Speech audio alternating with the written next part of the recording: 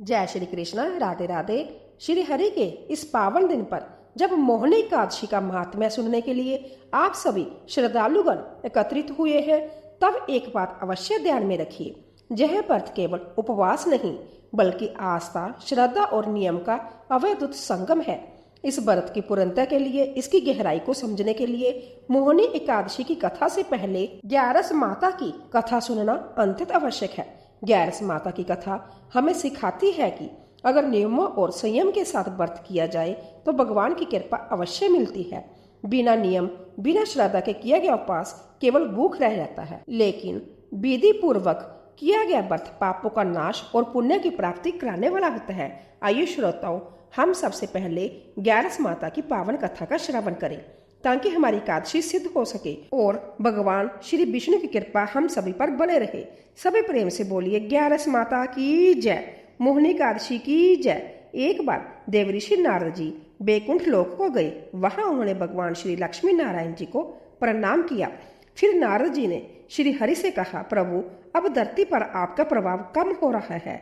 धर्म पर चलने वालों को कोई अच्छा फल नहीं मिल रहा, जो पाप कर रहे हैं उनका भला हो रहा है। तब श्री हरि कहने लगे, ऐसा नहीं है देवऋषि, जो भी हो रहा है सब नियति के कारण हो रहा है। श्री हरि की बात सुनकर नारद जी बोले, प्रभु मैं तो देख कर आ रहा हूँ कि पापियों को तो अच्छा फल मिल रहा है, लेकिन भला करने वाले और धर्म के रास्ते पर चलने वाले लोगों को बुरा फल मिल रहा है, उन्हें दुख भोगने पड़ रहे हैं। भगवान ने कहा, देवऋषि कोई ऐसी घटना बताओ जिससे तुम्हें जहर लग रहा हो। नारद जी कहने लगे, प्रभु अभी अभी मैं एक जंगल से आ रहा हूँ। वहां पर एक गाय दलदल में फंसी हुई थी, कोई भी उसे बचाने वाला नहीं था। थोड़ी ही देर के बाद मैंने देखा कि एक चोर उधर से गुजरा। दलदल में फंसी हुई गाय को देखकर वह रुका तक नहीं, बल्कि उस गाय पर पैर रखकर वह दलदल से भरा हुआ गड्ढा लांघकर आगे निकल गया। आगे गया तो उस चोर को सोने की मोहरे से भरी एक थैली मिली। थोड़ी ही देर बाद वहां पर एक साधु महाराज आए। उन्होंने उस गाय को दलदल में फंसा देखा तो गाय को बाहर निकालने की पूरी कोशिश की और पूरी ताकत लगाकर आखिरकार उस गाय को निकाल दिया। गाय को बाहर निकालने के प्रयास में वह साधु महाराज खुद दलदल से लथपथ हो गए थे। जब वह साधु महाराज आगे बढ़े तो एक गड्ढे में गिर गए और उन्हें चोट लग गई। प्रभु अब आप ही बताइए, यह कौन सा न्याय है। नारद जी की पूरी बात सुन लेने के बाद श्री हरि बोले, देवऋषि यह सही ही हुआ। जो चोर गाय पर पैर रखकर भाग गया था, उसकी किस्मत में तो एक खजाना था, लेकिन उसके इस पाप के कारण उसे केवल कुछ मोहरे ही मिल पाई। वही उन साधु महाराज को गड्ढे में इसीलिए गिरना पड़ा क्योंकि उनके भाग्य में उस समय मृत्यु लिखी हुई थी। लेकिन एक गाय को बचाने के कारण, दलदल से बाहर निकालने के कारण उनके पुण्य बहुत अधिक बढ़ गए और उनकी मृत्यु बस एक छोटी सी चोट में बदल गई। इंसान के कर्म से ही उसका भाग्य तय होता है देवऋषि, इसीलिए अच्छे कर्म करना कभी भी नहीं छोड़ना चाहिए। श्री हरि की बात सुनकर देवऋषि नारद मुस्कुराते हुए और प्रभु को प्रणाम करते हुए नारायण नारायण कहकर प्रभु की रचाई हुई सृष्टि के अन्य लीलाएं देखने के लिए चल पड़े। प्रेम से बोलिए श्री लक्ष्मी नारायण भगवान की जय। अब सुनिए एकादशी माता की कथा। इस कथा को सुनने से ही एकादशी का व्रत पूरा माना जाता है। श्रोताओं, एक बार एक बूढ़ी माँ ने एकादशी का उपवास रखा। बड़े ही भक्ति भाव से वह एकादशी की पूजा किया करती थी। वह बूढ़ी हो चुकी थी। उन्हें वृद्धावस्था में कोई भी ऐसी वस्तु नहीं चाहिए थी जो वह एकादशी का उपवास रखती, क्योंकि एकादशी का उपवास रखने से तो श्री हरि की कृपा से सब कुछ मिल जाता है। वह बूढ़ी माँ तो अपने बच्चों के लिए, अपने परिवार की सुख सुविधा के लिए इतना कठिन व्रत रखती थी। वह दिन भर तो बड़ा कठिन मान करके और अपनी प्यास को किसी तरह से रोकी रही, क्योंकि एकादशी के व्रत में वह जल की एक बूंद भी ग्रहण नहीं करती थी। द्वादशी को ही जल पीकर वह अपने व्रत का पालना किया करती थी। दिन भर उन्होंने किसी प्रकार अपने मन को संयमित रखा, पूजा पाठ की, व्रत की कथा पढ़ी, सुनी और फिर पंडित जी को मिट्टी के एक पात्र में भरकर पानी और मौसमी फल दान देने में दिए। दोना भरकर शक्कर भी वितरित की। उन्हें गर्मी के कारण बड़ी बेचैनी हो रही थी। एक तो निराहार और निर्जल रहकर उपवास रखा था और ऊपर से प्यास भी अधिक सता रही थी।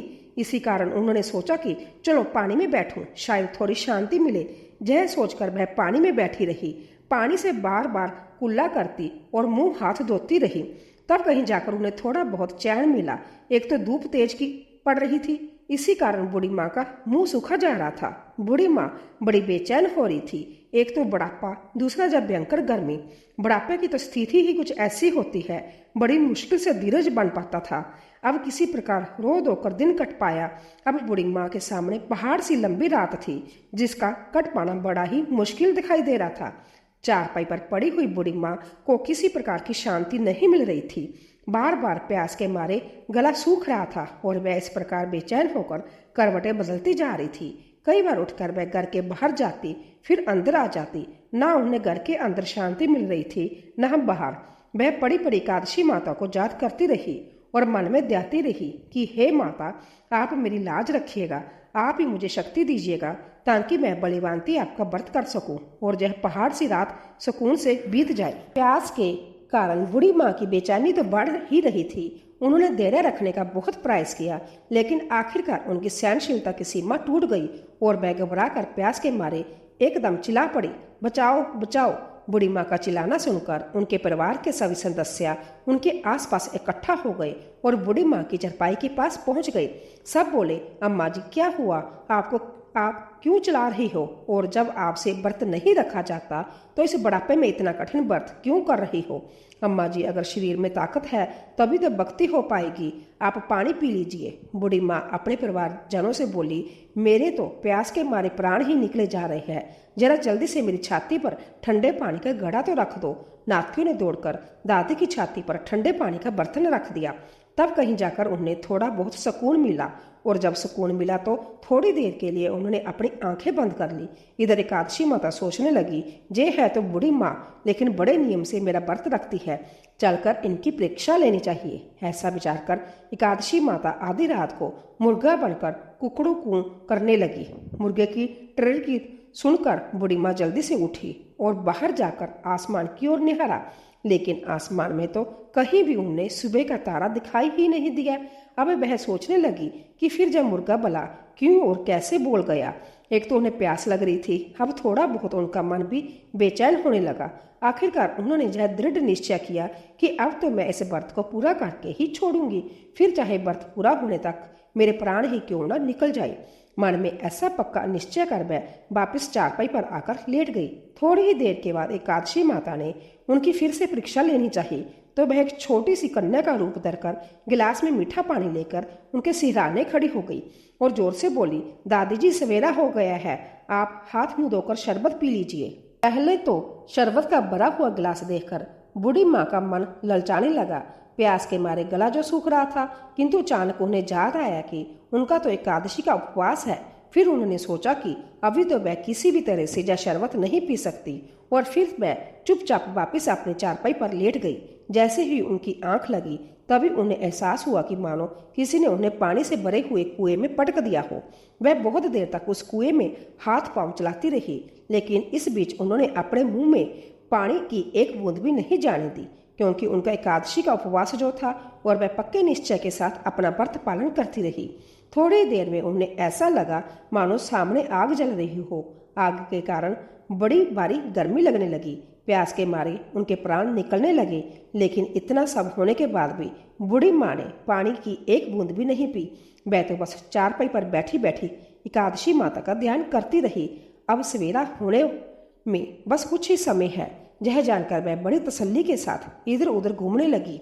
एकादशी माता अब तक यह बात अच्छी तरह से समझ गई कि इन बूढ़ी माँ को किसी भी प्रकार से अपने व्रत से नहीं टाला जा सकता। वह उनके सत्य व्रत को भली भांति समझ गई थी। अब सवेरा हो गया तो बूढ़ी माँ ने स्नान किया, भगवान श्री हरि का पूजन किया, फिर एकादशी माता की कथा सुनी, ब्राह्मणों को दक्षिणा देकर भोजन कराया। तब कहीं जाकर उन्होंने जल ग्रहण किया। कन्याओं को भोजन कराने के बाद बूढ़ी माँ ने फिर संध्या भोजन किया, और उस श्रेष्ठ व्रत के प्रभाव से बूढ़ी अम्मा की आयु में वृद्धि हो गई। उनकी आयु बढ़ गई, उनका घर परिवार हरा भरा हो गया। अब उनके घर में किसी भी चीज का कोई अभाव नहीं रहा। उनका घर हर प्रकार के सुख साधनों से भर गया। नाती नातिन से उनका घर भर गया, और वह उसी दिन से 12 महीने की एकादशी का व्रत करने लगी। एकादशी माता के व्रत के पुण्य के प्रताप से इस संसार में हर प्रकार के सुख भोग कर वह बूढ़ी माँ अंत में भगवान श्री हरि के धाम को चली गई। जैसे एकादशी माता ने उन बूढ़ी माँ को और उनके परिवार को हरा भरा किया, वैसे ही हे एकादशी माता हम सभी की मनोकामनाएं पूर्ण कीजिएगा। प्रेम से बोलिए श्री लक्ष्मी नारायण भगवान की जय, एकादशी माता की जय। हस्तिनापुर की राज्य सभा में आज फिर एक विशेष दिव्यता का संचार हो रहा है। महाराज युधिष्ठिर सिंहासन पर विराजमान है। हृदय में धर्म के गढ़ रहस्य को जानने की तीव्र लालसा है। तभी दूर से श्री हरि श्री कृष्ण के रथ की मधुर ध्वनि सुनाई देती है। सूर्य की किरणें उनके रतन जटित रथ पर पड़कर चारों दिशाओं को आलोकित कर रही है। भगवान श्री कृष्ण मुस्कुराते हुए प्रेममय दृष्टि से युधिष्ठिर महाराज की ओर बढ़ रहे हैं। उनके चरण पड़ते ही सभा दिव्यता से भर जाती है।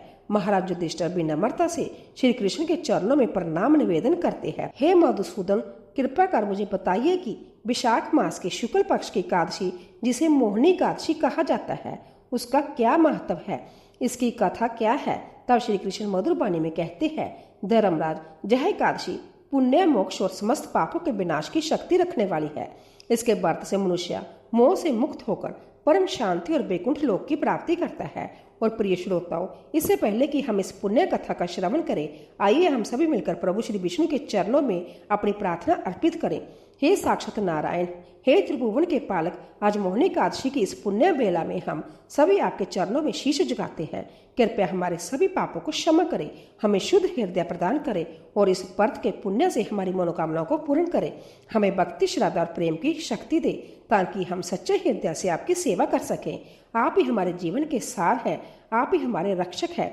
सभी प्रेम से बोलिए श्री विष्णु भगवान की जय, श्री कृष्ण भगवान की जय। अब प्रभु की कृपा से आइए मन, वचन और हृदय से एकाग्र होकर मोहिनी एकादशी की इस अवैध कथा का श्रवण करें। एक समय धर्मराज युधिष्ठिर ने श्रद्धा पूर्वक भगवान श्री कृष्ण से कहा, हे मधुसूदन, विशाख महीने के शुक्ल पक्ष की एकादशी का क्या नाम है और उसके उपवास को करने का क्या विधान है? कृपा कर जैसा मुझे विस्तार पूर्वक बताइए। तब भगवान श्री कृष्ण कहने लगे, हे धर्मराज, मैं इस विषय में एक पुरानी कथा सुनाता हूँ, जिसे एक समय महर्षि वशिष्ठ जी ने श्री रामचंद्र जी से कहा था। उसे अब मैं तुमसे कहता हूँ, ध्यान पूर्वक सुनो। एक बार की बात है, भगवान श्री राम ने महर्षि वशिष्ठ से कहा, हे गुरु श्रेष्ठ, मैंने जनक नंदिनी सीता जी के वियोग में बहुत कष्ट भोगे है, इसीलिए अब मेरे कष्टों का नाश भला किस प्रकार होगा? आप मुझे कोई ऐसा व्रत बताने की कृपा करें जिससे मेरे सभी पाप और कष्ट नष्ट हो जाएं। तब महर्षि वशिष्ठ ने कहा, हे श्री राम, आपने लोक कल्याण के लिए बहुत उत्तम प्रयत्न किया है। आपकी बुद्धि अंततः कुशाग्र और पवित्र है। आपके नाम के स्मरण मात्र से ही मनुष्य पवित्र हो जाते हैं। आपने लोक हित में यह बड़ा ही उत्तम प्रयत्न किया है। अब मैं आपको एक एकादशी व्रत का महात्म्य सुनाता हूँ। विशाख मास की शुक्ल पक्ष की एकादशी का नाम मोहिनी एकादशी है। इस एकादशी का उपवास करने से मनुष्य के सभी पाप तथा दुख नष्ट हो जाते हैं। इस उपवास के प्रभाव से मनुष्य मोह के बंधन से मुक्त हो जाता है। इसीलिए हे राम, दुखी मनुष्य को इस एकादशी का उपवास अवश्य ही करना चाहिए। इस व्रत के करने से मनुष्य के समस्त पाप नष्ट हो जाते हैं। अब आप इसकी कथा को भी श्रद्धा पूर्वक सुनिए। प्राचीन समय में सरस्वती नदी के किनारे भद्रावती नाम की एक नगरी बसी हुई थी। उसी नगरी में द्वितीयमान नाम का एक राजा राज्य करता था। उसी नगरी में एक वैश्य भी रहता था जो धन धान्य से परिपूर्ण था। उसका नाम था धनपाल। वह अंततः धर्मात्मा और नारायण भक्त था। उसने नगर में अनेकों भोजनालय, प्याऊ, कुएं, तालाब, धर्मशालाएं आदि बनवाई। सड़कों के किनारे आम, जामुन, केले, नीम आदि के वृक्ष लगवाए, जिससे राहगीरों को सुख मिले। उस वेश्या के 5 पुत्र थे, जिनमें सबसे बड़ा पुत्र अत्यंत पापी और दुष्ट था। वह वेश्याओं और दुष्टों की संगति किया करता था। इससे जो भी समय बच जाता उसे वह जुआ खेलने में व्यर्थ कर दिया करता था। वह बड़ा ही अधम था और देवता पिता आदि किसी को भी नहीं मानता था। अपने पिता का अधिकतर धन वह बुरे कर्मों में ही उड़ाया करता था। मदिरा पान और मांस खाना उसका हर दिन का कर्म था। जब काफी समझाने बुझाने पर भी वह नहीं सुधरा, तब दुखी होकर उसके पिता, भाइयों और परिवारजनों ने उसे घर से निकाल दिया और उसकी निंदा करने लगे। घर से निकाले जाने के बाद अब वह अपने आभूषणों और वस्त्रों को बेच कर अपना गुजारा करने लगा। धन नष्ट हो जाने पर वेश्याओं तथा उसके दुष्ट साथियों ने भी उसका साथ छोड़ दिया। जब वह भूख प्यास से व्यथित हो गया तब उसने चोरी करने का विचार किया और रात में अब वह लोगों के घर में चोरी कर करके अपना पेट पालने लगा। लेकिन एक दिन वह पकड़ा गया, किंतु सिपाहियों ने वेश्या का पुत्र जानकर उसे छोड़ दिया। जब वह दूसरी बार फिर से पकड़ा गया तब सिपाहियों ने भी उसका कोई लिहाज नहीं किया और राजा के सामने प्रस्तुत करके उसे सारी बात बताई। तब राजा ने उसे कारागार में डलवा दिया। कारागार में राजा के आदेश से उसे बहुत कष्ट दिए गए और अंत में उसे नगर छोड़कर जाने को कह दिया गया। दुखी होकर अब उसे वह नगर छोड़ना पड़ा। अब वह दुष्ट जंगल में पशु पक्षियों को मार मार अपना पेट भरने लगा, कच्चा मांस खाने लगा, फिर बेहलिया बन गया और धनुष्यबाण से जंगल के बेजुबान प्राणियों को मार मार खाने और बेचने लगा। एक बार भूख और प्यास से व्याकुल होकर वह भोजन की तलाश में निकला और कौंडिन्य मुनि के आश्रम में जा पहुंचा। उन दिनों विशाख का महीना था। कौंडिन्य मुनि गंगा स्नान करके आए हुए थे। उनके भीगे वस्त्रों के छींटे मात्र पड़ने से उस पापी को कुछ स्वबुद्धि मिली। वह अदम अब ऋषि के पास जाकर हाथ जोड़कर विनम्रतापूर्वक कहने लगा, हे महात्मा, मैंने अपने जीवन में अनेकों पाप किए हैं। कृपा कर आप उन पापों से छूटने का कोई साधारण और बिना दंड का उपाय बताइए। मैं उन सभी पापों से मुक्त होना चाहता हूँ। तब ऋषि ने कहा, तू ध्यान देकर सुन। विशाख मास के शुक्ल पक्ष की एकादशी का व्रत कर। इस एकादशी का नाम मोहिनी है। इसका उपवास करने मात्र से ही तेरे सभी पाप नष्ट हो जाएंगे। ऋषि के वचनों को सुनकर वह बहुत प्रसन्न हुआ और उनकी बतलाई हुई विधि के अनुसार फिर उसने मोहिनी एकादशी व्रत का पालन किया। वशिष्ठ मुनि कहते हैं कि हे श्री राम, इस व्रत के प्रभाव से उसके सभी पाप नष्ट हो गए और फिर अंत में वह गरुड़ पर सवार होकर श्री विष्णु लोक को गया। संसार में एकादशी व्रत से उत्तम दूसरा कोई व्रत नहीं है। एकादशी के महात्म के श्रवण और पठन से जो पुण्य मिलता है वह पुण्य एक सहस्र गोदान के पुण्य के बराबर है।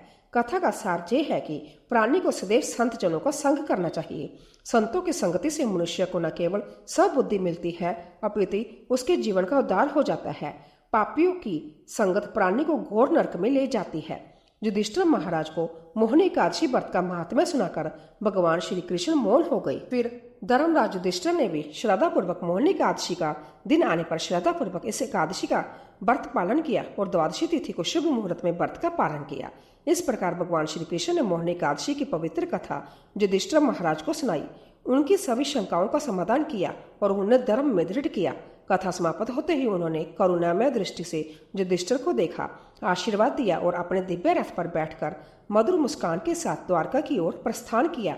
भगवान श्री कृष्ण के प्रस्थान के बाद भी महल में उनके उपदेशों की देवता बनी रही और अंत में भगवान श्री कृष्ण के दिव्य वचनों से प्रेरित होकर युधिष्ठिर महाराज सहित समस्त प्रजाजनों ने मोहिनी एकादशी आने पर व्रत धारण किया, नियम पूर्वक पालन किया, जिसके पुण्य प्रताप से सभी को अंत में मोक्ष की प्राप्ति हुई। ऐसी है मोहिनी एकादशी व्रत की महिमा।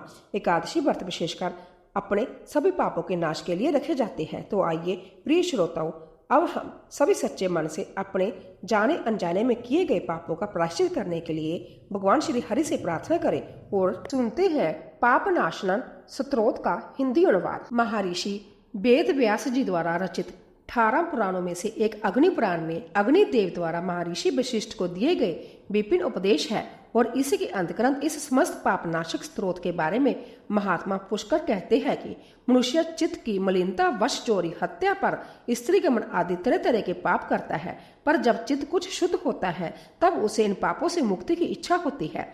उस समय भगवान नारायण की दिव्य स्तुति करने से समस्त पापों का प्रायश्चित पूर्ण हो जाता है। इसीलिए इस दिव्य स्त्रोत का नाम समस्त पाप नाशक स्त्रोत है। महात्मा पुष्कर कहते हैं, सर्वव्यापी श्री विष्णु को सदा नमस्कार है। श्री हरि विष्णु को नमस्कार है। मैं अपने चित्त में स्थित सर्वव्यापी हंकार शून्य श्री हरि को नमस्कार करता हूँ। मैं अपने मानस में विराजमान अव्यक्त अनंत और अपराजित परमेश्वर को नमस्कार करता हूँ। सबके पूजनीय जन्म और मरण से रहित प्रभावशाली श्री विष्णु को नमस्कार है। श्री विष्णु मेरे चित्त में निवास करते हैं। श्री विष्णु मेरी बुद्धि में विराजमान है। श्री विष्णु मेरे अहंकार में प्रतिष्ठ है और श्री विष्णु मुझ में भी स्थित है। वह श्री विष्णु ही चराचर प्राणियों के कर्मों के रूप में स्थित है। उनके चिंतन से मेरे पाप का विनाश हो, जो ध्यान करने पर पापों का हरण करते हैं और भावना करने से स्वप्न में दर्शन देते हैं। इंद्र के अनुज शरणागतों का दुख दूर करने वाले उन पापा हरि श्री विष्णु को मैं नमस्कार करता हूँ। मैं इस निराधार जगत में अज्ञान अंधकार में डूबते हुए को हाथ का सहारा देने वाले परमात्मा स्वरूप श्री विष्णु के सम्मुख परिणत होता हूँ। सर्वेश्वर प्रभु कमल नयन परमात्मन ऋषिकेश आपको नमस्कार है। इंद्रियों के स्वामी श्री विष्णु आपको नमस्कार है।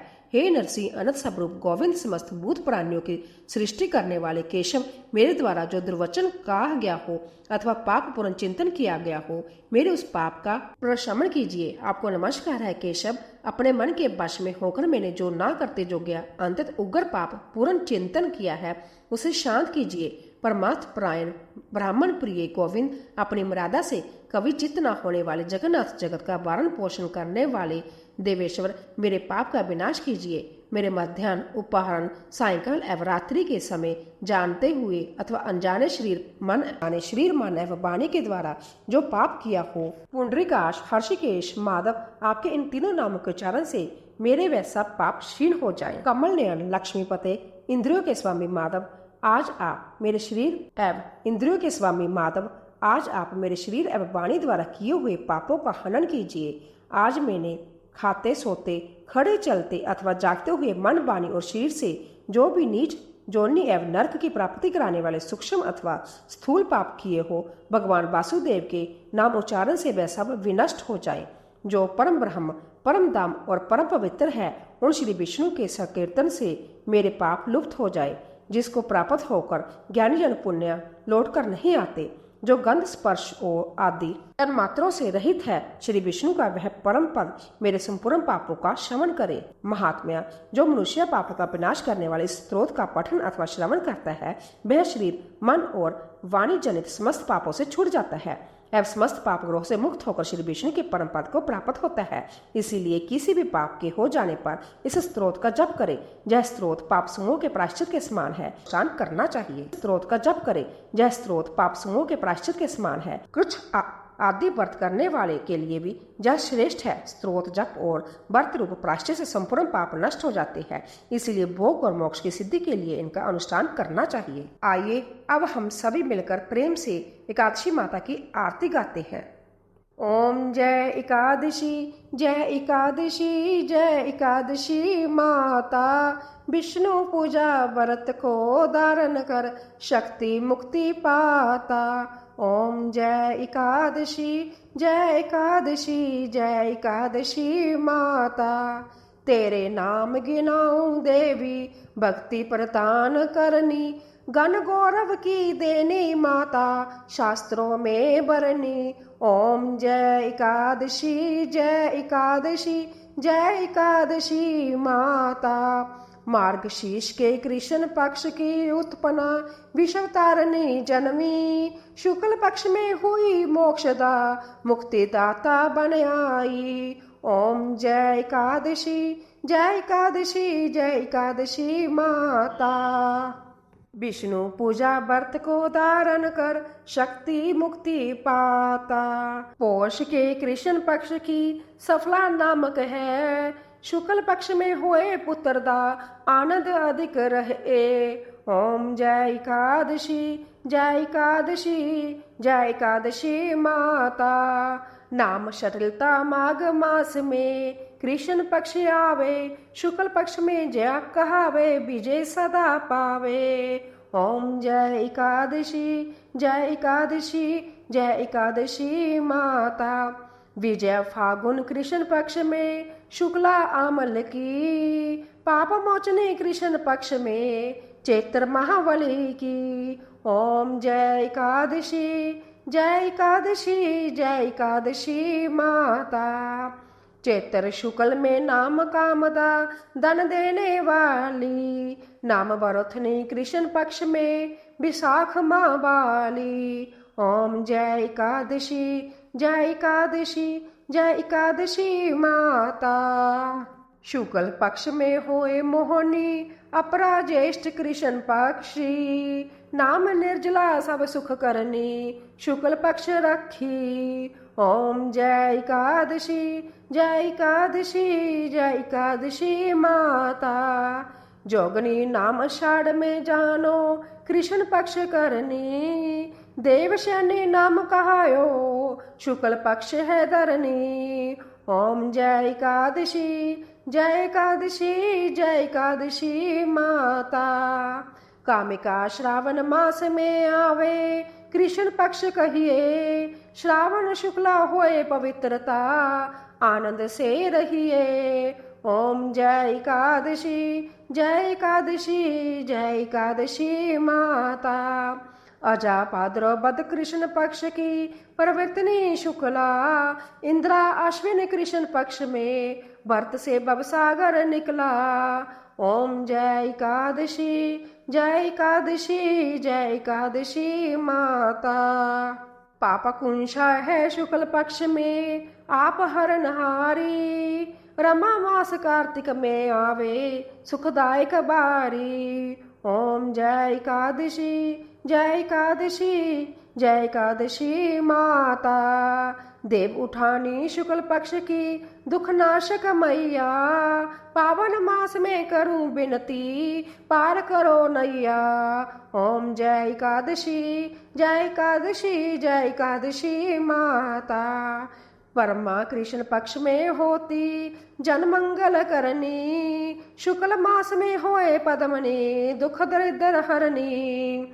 ओम जय एकादशी, जय एकादशी, जय एकादशी माता। जो कोई आरती एकादशी की भक्ति सहित गावे, जो कोई आरती एकादशी की भक्ति सहित गावे, जन गुरु दिता स्वर्ग का बासा निश्चय जय पावे। जन गुरु दिता स्वर्ग का वासा निश्चय वह पावे। ओम जय एकादशी, जय एकादशी, जय एकादशी माता। विष्णु पूजा व्रत को धारण करन, शक्ति मुक्ति पाता।